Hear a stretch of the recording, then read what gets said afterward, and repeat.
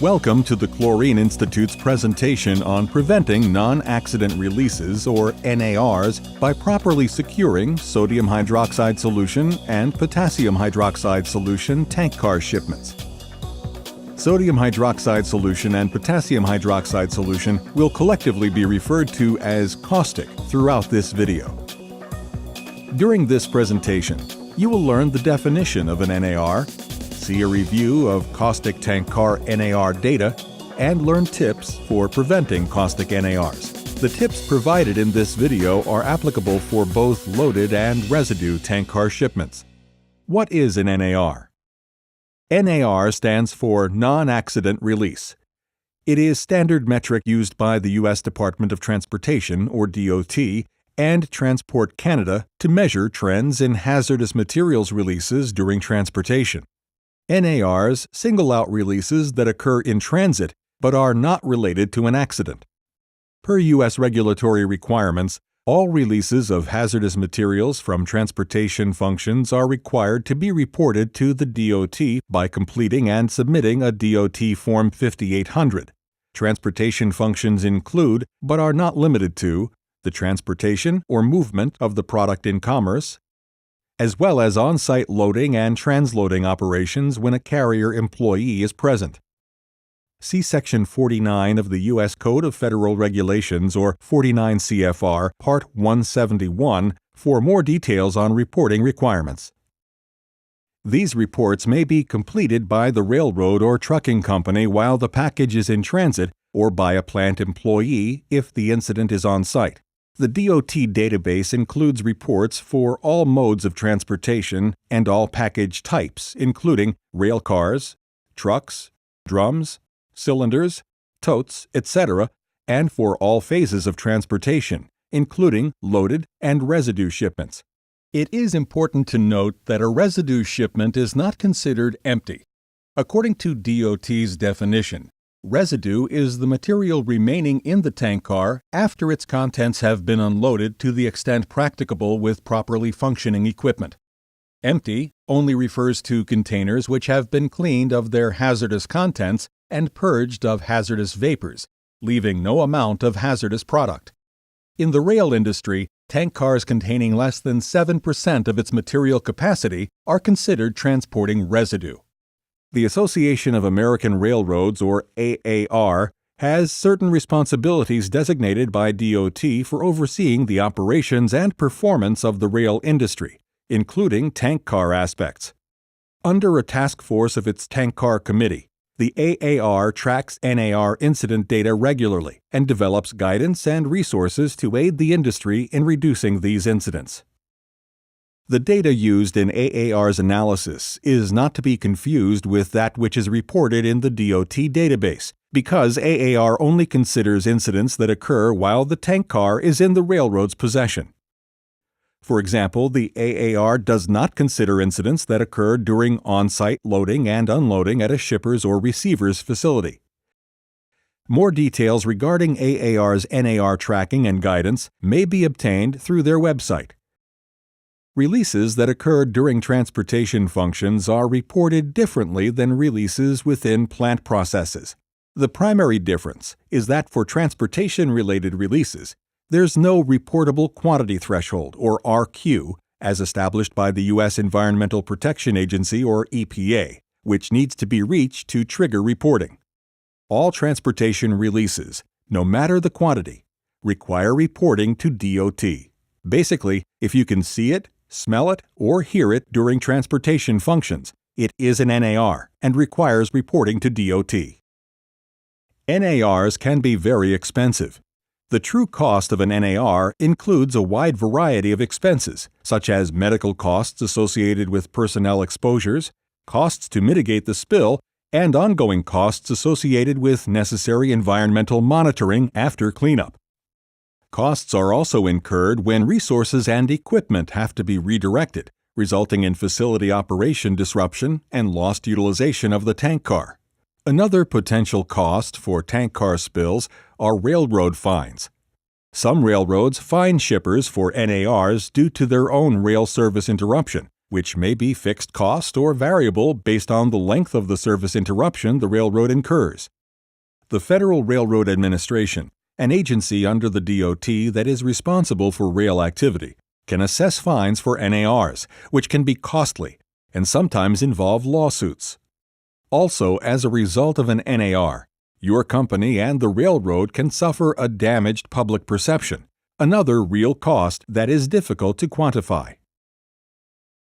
The Chlorine Institute, also referred to as CI or the Institute throughout this presentation, uses the DOT 5800 reported NARs to monitor the performance of the industry's efforts in reducing preventable caustic releases. CI sets long-term, intermediate, and annual goals by mode for all of the chemicals covered under the Institute's mission, including chlorine, caustic, and hydrochloric acid. For caustic rail shipments, the goal is to have less than 11 NARs per year by 2016. The Chlorine Institute has analyzed incidents over the years and uses the analysis to develop programs and practices to prevent future incidents. This is a summary of the caustic tank car incidents from 2010 through 2015, broken down by the cause or source of the leak, as they were reported to DOT.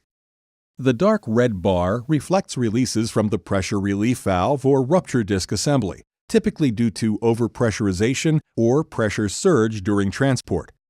While this source appears to be the single largest source of releases, the majority of the remaining releases are due to unsecured or damaged fittings, shown by the dark blue bars, which is collectively the largest cause of releases. Specifically, the source of these releases are from the hinged Manway, bottom outlet valve, and other fittings, such as the liquid line and air inlet. Clearly, the biggest opportunity for improvement is reducing preventable leaks from all fittings by implementing proper securement practices, which is the focus of this video. It's important to remember that the party who prepares and offers a caustic tank car for transport is considered the shipper of record. This includes the unloading location that prepares a residue car for return shipment back to the supplier. It is the shipper of record's responsibility to ensure that the tank car is properly secured. If there's a leak during the movement of the car, the shipper of record will be held responsible for the incident. Following are some tips for securing caustic rail cars that will ultimately lead to preventing caustic NARs. A checklist is a valuable tool to help standardize the process and to make sure steps are not omitted. The Chlorine Institute has developed checklists and various guidance that can be made available to users. CI resources will be discussed towards the end of this presentation. Be sure your procedures and checklist include the following critical tips for securing caustic tank cars. The first thing you should do before closing up a loaded tank car is to confirm the quantity of the product that has been loaded. This can be done by verifying the weight indicated on the scale, if used during the loading process, and by visual inspection through the hinged Manway. Verifying the quantity will ensure that the car has not been overloaded during the loading, which will help reduce the chances of an NAR or release from the pressure relief device during shipment. Once the quantity loaded has been confirmed, inspect the hinged and bolted Manway gasket and eye bolts for damage, defects, foreign matter, or any other condition that could prevent the Manway from sealing properly. Ensuring that gaskets and eye bolts are clean and in good condition will help prevent releases from the hinged Manway. The following guidance on inspecting the hinged and bolted Manway assumes the Manway is opened during the loading and unloading process. However, loaders and unloaders that do not open the Manway for their process should still conduct an external inspection of the Manway for abnormal conditions that have the potential of resulting in a leak during transport. Guidance addressed by the following steps is also applicable to external visual inspections. This inspection may also include a leak check, which is covered later in the video. It's crucial that the surfaces of the hinged and bolted Manway gasket are clean and free of damage, defects, and other imperfections to ensure effective sealing during transport. A presence of dirt, debris, cuts, tears, gouges, pits, Scratches or other defects can create a leak path that could potentially result in a caustic rail NAR. Dirt and debris should be cleaned away. If other imperfections are found that could result in a leak path, it's recommended that the gasket be replaced. When the gasket is removed, inspect the sealing surface of the Manway cover and the hinged Manway nozzle to ensure they are clean and free from damage. If you are an unloader preparing the tank car for a return shipment to the supplier, contact your caustic supplier for guidance on replacing the Manway gasket. These pictures show you what a hinged and bolted Manway gasket should look like for transport, versus several examples of damaged gaskets that should be replaced before transport.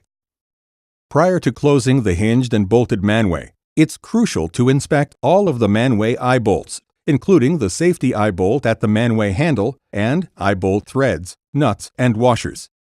If any one of the eye bolts or nuts are damaged, have dirty or damaged threads, or if the washers are damaged, it creates another leak path that can result in an NAR. A wire brush may be used to remove debris from the eye bolt threads for a close inspection. Eye bolts should be free from corrosion, fatigue, cracking, or other wear.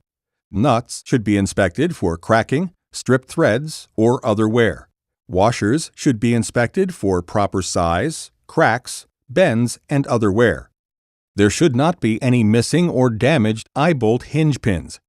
It's also important to ensure that all eye bolts are the same diameter and that all nuts are the same shape, whether square or hex. The washer must sit flat on the Manway cover. The images here show proper eye bolt washer fit compared to incorrect washer fit.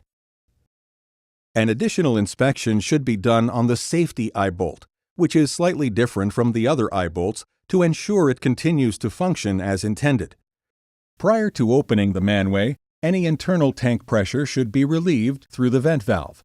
The design of the safety eye bolt, once loosened and still left in place on the Manway cover, allows the operator to safely lift the cover slightly to verify that little or no pressure exists in the tank car, and prevent the cover from being propelled open if any significant pressure exists. This mechanism helps prevent injuries that could occur when opening a tank car that may have increased internal pressure during transport. As shown here, there is a collar, pin, or wedge at the bottom of the threaded portion of the eye bolt. Until the cover is opened up to about 3/8 of an inch, they prevent the eye bolt from rotating downward, thereby allowing the tank to relieve pressure before opening the cover all the way. During inspection, it is important to ensure that the safety eye bolt collar or pin is not missing, is in the correct position, and is not damaged enough to prevent securement. For safety eye bolts designed with a wedged bottom, it is important to ensure that there is no damage and that the eye bolt is not installed backwards. The correct position for the wedge-style eye bolt is for the sloped edge of the wedge to face the Manway when in the upright position. Missing eye bolts, nuts, and washers should be identified and replaced. Eye bolts that are a different diameter than what is prescribed on the tank car certificate of construction should also be replaced. All nuts should be the same shape, square, or hex. Those nuts not matching the others should be replaced. These parts should also be replaced if damage is significant enough to prevent effective securement. If eye bolts or nuts need to be replaced, loaders should consult their company's tank car quality assurance program to ensure the proper procedures and personnel are used. Unloaders preparing the tank car for a return shipment to the supplier should not replace these parts themselves. Instead, unloaders should contact their caustic supplier for consultation before releasing the car for shipment. Once the hinged and bolted Manway gasket and eye bolts have been inspected and verified to be in good condition, the Manway can be closed. Ensure that the Manway cover is in alignment with the Manway nozzle and the gasket is aligned and sealed properly. Eye bolts can be placed into position without tightening to help identify alignment issues.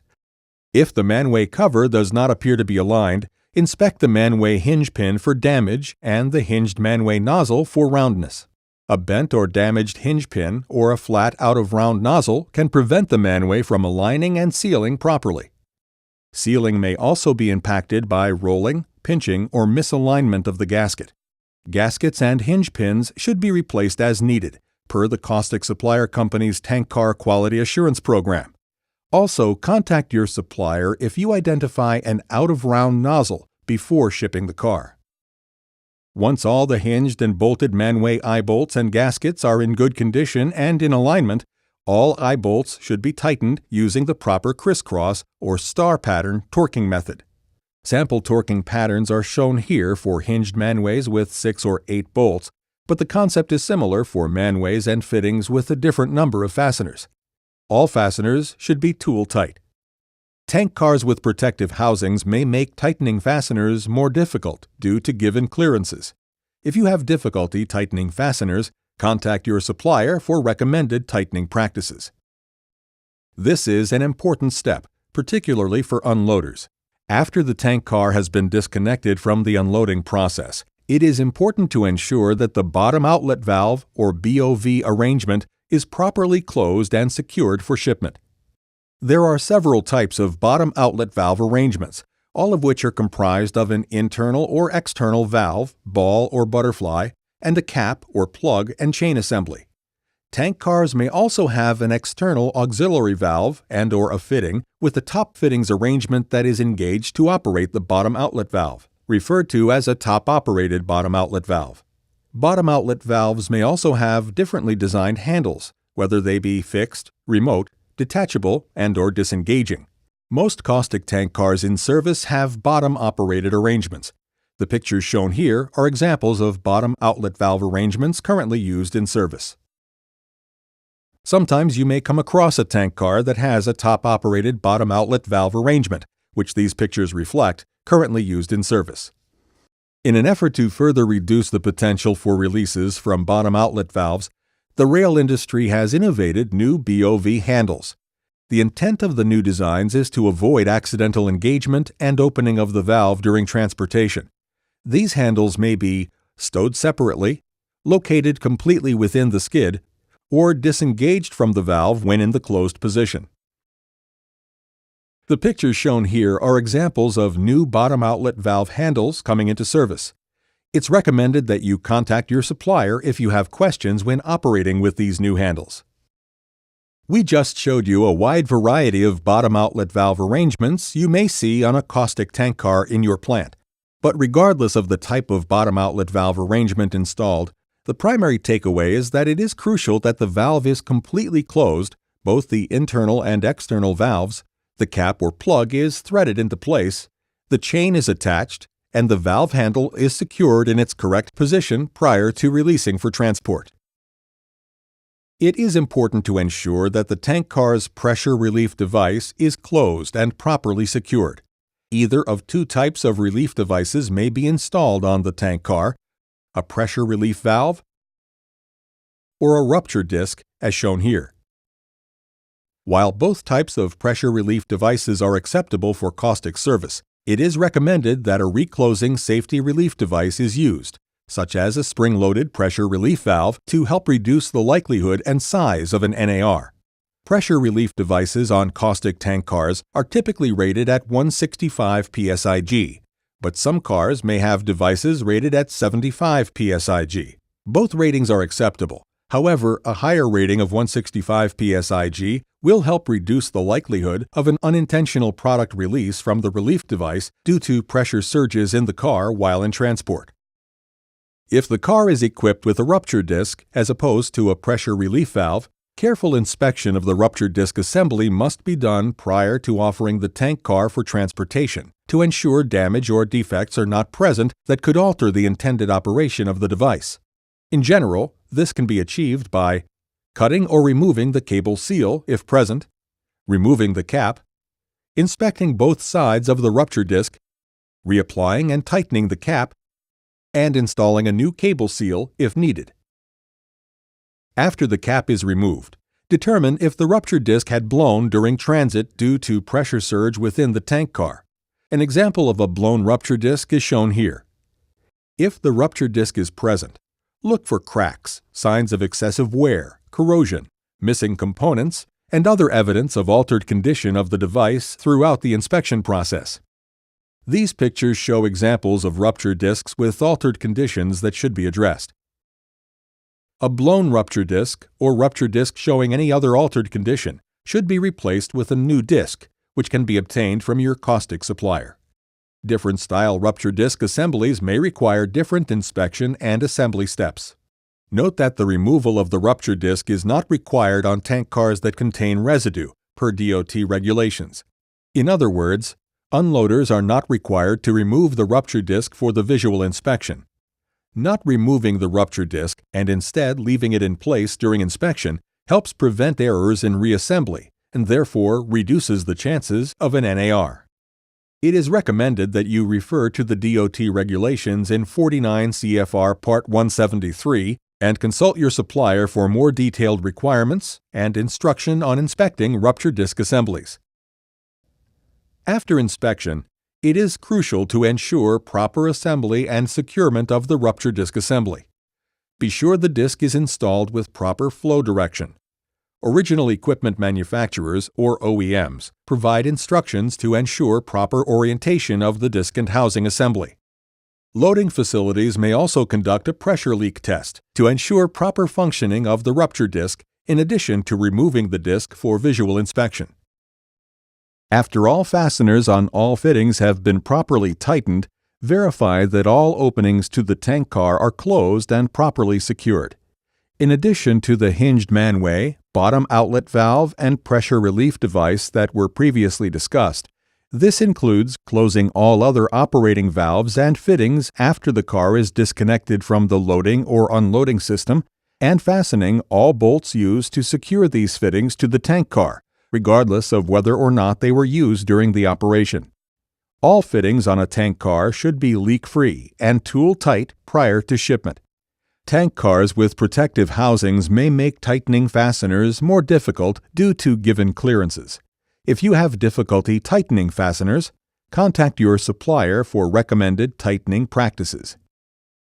These pictures show different arrangements of fittings inside a protective housing. An operator should verify that each fitting is closed and all bolts are tool-tight, regardless of whether it was used or not during the process. After all fittings have been closed and secured, it's recommended that the tank car and fittings be washed down with water to remove any spilled product. Doing so will provide evidence that the car was clean and secure prior to shipment. This is particularly beneficial when en route tampering of the car is suspected. Cleaning spillage will also help prevent corrosion of the car's steel parts. However, be aware that some older cars may have existing stains that cannot be cleaned away. While performing the washdown, it's important to reclaim the spent wash water per the applicable environmental regulations. A crucial step in the securement process, particularly for loading facilities, is to check all fittings for leaks prior to shipping a loaded tank car. For caustic tank cars, a commonly used method is the use of leak check solution to detect any leaks. This method requires the car to be under pressure, typically 25 to 30 psig, to be effective in detecting the leaks. One general tip for leak checking is to wait as long as possible after loading before doing a final leak check prior to the tank car being offered for shipment.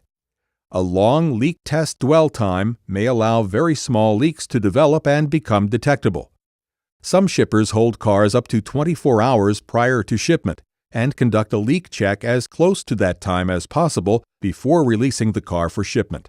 However, only hold the car as long as your facility's procedures state. It's not necessary for unloading facilities to pressurize the car and conduct a leak check prior to releasing the car for the return shipment. However, it is recommended that the unloading facility still ensures that all valves are closed, fasteners are tool-tight, and the tank car is leak-free. The first picture here shows an example of the tank car being pressurized prior to conducting a leak check. The second set of pictures show examples of leak checking different fittings using a leak check solution. There are many acceptable commercial-grade solutions on the market to use for leak checking. Here are some products currently used in the industry. After all fittings have been checked for leaks, one of the final steps to help reduce NARs is to reduce the pressure in the car as low as possible before shipping. For caustic shipments, zero pressure in the car is recommended. Added pressure in the car increases the total shipping pressure. If too much pressure builds up in the car, the safety relief device could potentially release during transport, or a leak can occur through an unsecured fitting. It is less likely an NAR will occur if there is zero pressure in the car. This step is particularly critical for loaded tank cars. Safety and security go hand in hand. Before a loaded caustic tank car leaves the plant, it's recommended that tamper-evident measures be put into place to avoid tampering and other suspicious activity during shipment. Cable seals are most commonly used for this purpose. Protective housings have become a requirement for new caustic cars and are a permanent feature on the car inside of which most of the fittings are located. Older cars may have a dome-like weather cover protecting the fittings from the natural elements. Both of these protective features are recommended to be sealed with a cable seal. If a protective housing or weather cover are not present, it's recommended that all the fittings be individually locked with cable seals. It's also recommended that the hinged and bolted Manway cover be secured with a cable seal. The pictures shown here provide examples of the different ways cable seals are used on caustic tank cars. Different materials of cable seals are acceptable. Steel or plastic are most commonly used. Due to the reduced risk of tampering and leaking of a residue tank car, it's not necessary for unloaders to use cable seals for the return shipment unless requested by their supplier. Before offering the tank car for shipment, it's also recommended to take pictures of secured fittings and tamper-evident measures. These pictures provide confirmation of proper securement before shipment, which is particularly helpful when fittings are found to be loose during transit due to tampering rather than improper securement. Shippers can avoid violations and fines if they can provide this evidence. We just went through numerous steps and equipment that should be taken into account when ensuring a caustic tank car is properly secured and prepared for transportation. We also highlighted when an unloader may not need to perform the same steps a loader would. Before we wrap up, let's briefly review the steps we discussed, starting with important steps for a tank car loader to perform prior to releasing a tank car for shipment. First, you want to confirm the weight of caustic loaded in the tank car to ensure it's not overloaded. Overloaded tank cars have a higher chance of causing NARs. Second, it's important to inspect the condition and fit of the hinged and bolted Manway gasket and eye bolts, including nuts and washers, regardless of whether or not the Manway was open during the process. Upon inspection of the hinged Manway gasket and eye bolts, you want to make sure to tighten all eye bolts tool tight. Before releasing the tank car, you want to ensure that the bottom outlet valve, including the cap or plug, and various handles and fittings are closed and properly secured. Next, it's crucial to ensure that the pressure relief device, a reclosing pressure relief valve or non-reclosing rupture disc assembly, is in working condition and properly secured.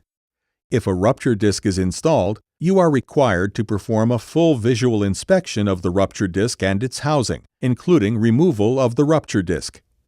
Once the hinged Manway, bottom outlet valve, and pressure relief device are all secured, it's important to verify that all other valves and fittings are closed and properly secured, even if they were not used during the process. After all fittings are secured, it is beneficial to wash any residual product off of the tank car. Doing this helps provide evidence that the car was clean and secured when it left the facility. Prior to releasing the car for transport, it's important to check for leaks using a leak check solution to ensure all fittings are properly secured. To reduce the risk of an NAR occurring during transport, it is recommended to reduce the internal tank car pressure to zero. Finally, Installing cable seals on all applicable fittings and housings will help deter unauthorized persons from accessing the tank car service equipment and reduce the chance of them causing an NAR. Now let's briefly review the steps that are important for a tank car unloader to perform prior to releasing a tank car for shipment. Many of the steps are the same for loaders and unloaders, which we just reviewed. But let's quickly highlight those steps that are either different or not required for unloaders to perform. First, it is not necessary for an unloader to confirm the weight of the product in the tank car, since it will most likely be fully unloaded to the extent possible. Tank cars having residual amounts of product are less likely to cause an NAR. When it comes to the pressure relief device, it is still important for the unloader to ensure that the device is in working condition and properly secured. However, if a rupture disc is installed, the unloader is not required to remove the rupture disc for a full visual inspection. It's only necessary for the unloader to remove the rupture disc housing cap to conduct the visual inspection. Depending on the facility's particular process for unloading, it may not be feasible for the unloader to add pressure to the tank car in order to conduct a leak check on all fittings. However, if the unloader has the ability to perform a leak check, it is recommended to do so. Regardless of whether a leak check is performed or not, it's still important for the unloader to ensure that all valves and fittings are closed and properly secured. Finally, while not common, unloaders may be requested by their caustic supplier to secure fittings with cable seals for the return shipment. One final and very important comment.